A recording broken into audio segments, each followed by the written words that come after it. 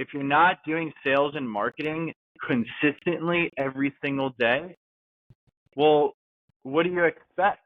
You're not becoming a well-known brand. Let's spend 10 minutes together to change your life. Can you also share like just the pricing and stuff and how the revenue management side works? The prices are constantly need to be changed, right? There's weekday prices, there's weekend prices, there's seasonal pricing. So can you just share like kind of the dynamic pricing and how that works with the audience? Yeah, so for revenue management, I would say it's a property by property type of analysis that you're doing, right? So you can't look at it as like, by the portfolio, here's going to be our strategy. It's really individual. The first thing that I recommend is you want to build a competitive set, right? You need a reference point on which on how to evaluate your performance against, right? So a great tool for this is Price Labs. They make it very easy to go in and select a few properties that are your competition, and then that'll give you, KPIs like, pricing, occupancy.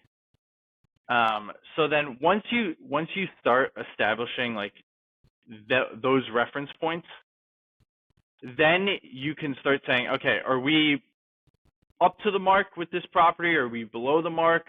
You're also reviewing, reviews, you're reviewing amenities, you're reviewing your competition's photos, and you're seeing, okay, like how competitive are we truly? And then with revenue management, what I always recommend is every week, you and your VAs, you're reporting on the portfolio and you're identifying, okay, which properties do we need to take action on and which ones are good.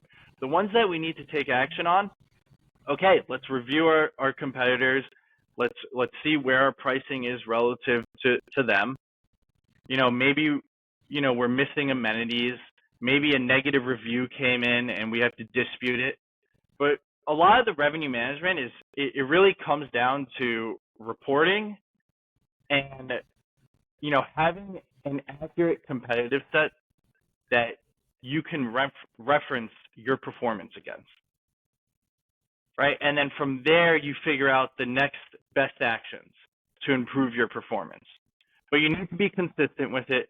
And that's where, again, like I recommend you have a virtual assistant that allows you to be consistent and helps you out with identifying these problems and making sure you're doing the reporting, making sure you're doing listing optimizations, those sort of things.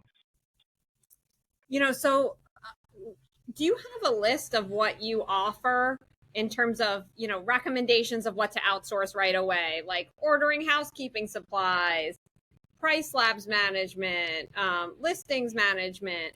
I think I saw that you've had a flyer before that was highly educational. That list, these are the things I suggest you outsource, and it's grouped by categories. And does CS Outsource do all of these things? Do you offer different plans, pricing, and packaging, or are you a full service outsourcing company? Yeah, so I would say that we are becoming more of a full service outsourcing company. Things that I recommend you outsource immediately as an entrepreneur are going to be the day-to-day operations.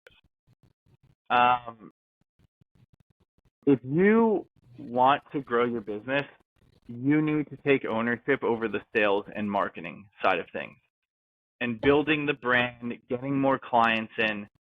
Because where I see most entrepreneurs, kind of give up is on the sales front.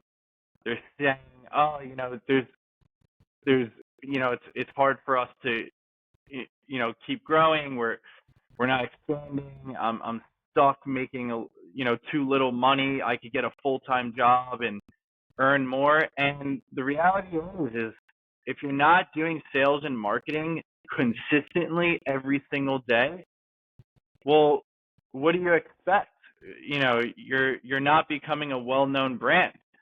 So the number one thing I recommend getting off your plate on day one is is going to be the day-to-day operations. So that's going to be your guest communications, managing the vendors, managing the cleanings and turnovers, disputing negative reviews and the claims process. Like, these things take up so much time. And in an 8-hour day or a 10-hour day, whatever your workday looks like, you only have so much energy to give. And, you know, it's always easy to say, like, oh, I'll do sales later, and then you end up never doing it. Getting on the phone and picking up the phone and making a cold call is very, it takes a lot of energy to do that. It's a hard thing to do. And you need a fresh mind to talk to prospects.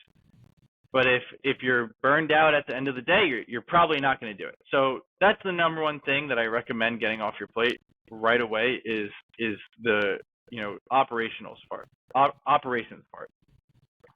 Outside of that, you know, the team, we have a virtual marketing team. We're helping people with graphic design, all the social media posting, making sure that their brand is present in the correct channels. Also, like retargeting past guests with SMS and email campaigns. You know, if you're using something like StayFi, you're getting those email addresses, you're getting those phone numbers, but you need to do something with them, right? And then that becomes a new booking channel for you as well. So that's another area that you can outsource and have someone help set up all the marketing automations. And then, you know, we already talked about bookkeeping, so I can skip over that. But also another area that I'm starting to get ourselves bigger in is appointment setting and sales. A lot of selling is digital, you know, picking up a phone, sending out an SMS text, networking on LinkedIn or Facebook. And what we've found with our Latin American team, they have phenomenal communication skills. It sounds like they're in the local office, and they do really well with these roles.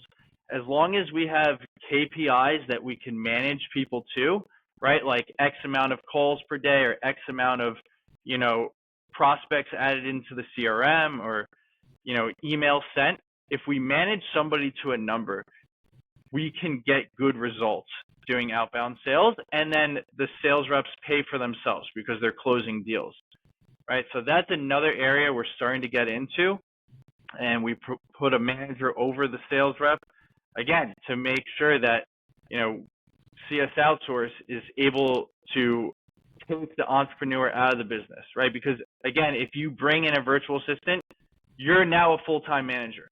So we're trying to take you out of the day-to-day ops by us providing the management over the agent.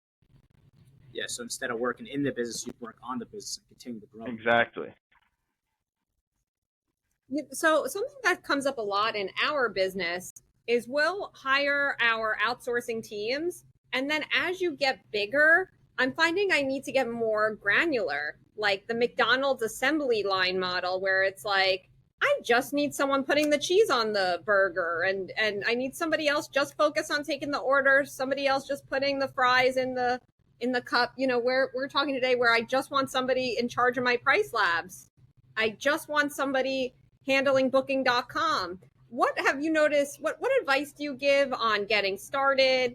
Is there like a layering method as I get bigger? Do I need to then get more granular?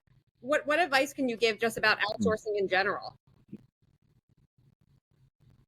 Yeah. So whenever somebody wants to get started, I always say just select 1 or 2 or 3 tasks. Keep it super simple. The second you overwhelm somebody, you run the risk of creating a toxic environment. Keep it simple, 1, 2, or 3 tasks, and we're gonna meet, you know, daily or, you know, weekly, and we'll say, hey, are we up to the mark on this task? And you don't need to create all the documentation for it, right? I always say that if we wait for the entrepreneur to create the documentation on how to do the task, we'll never get started, because it, you know, in all the calls I take, it seems that the entrepreneur never has time to create the documentation. So we as a team will create the documentation for you, but you know, you don't need, to come up with 10 tasks to get started with to fill up a 40, 45 hour, work week. Just start out with a couple, and just know that like you're doing something good here. You're finally outsourcing and getting yourself outside the business. And eventually, over a month, 2 months, 3 months, you will be so surprised at how many tasks you have added to this person's workload. And you'll probably end up saying, okay, like, wow, I have so many more ideas than when I originally started. I only thought of guest communications and managing my vendors, but now I see the value in them helping with bookkeeping and doing some customer outreach, or communicating with our clients and onboarding them and having weekly meetings with them. But you really just got to get started, and those ideas will come. So again, just take a step back, just start off with 1 or 2 or 3 things, and then you'll start learning, and you'll come up with new ideas, and then you'll add the 4th and 5th and 6th. And then over the course of a 3-month period, you'll be blown away at how many things you've outsourced. Yeah, I mean, that's part of our key strategy. Like, just basically focus on your core strengths, delegate out everything else, and then it allows you to really expand and scale. That's pretty much, focus on those short bursts of energy and those tasks that are going to add to your bottom line. Everything else can outsource and be implemented by a team like yourself. Yeah, absolutely. If you enjoyed this episode, stay tuned for part 3, coming out in a few days.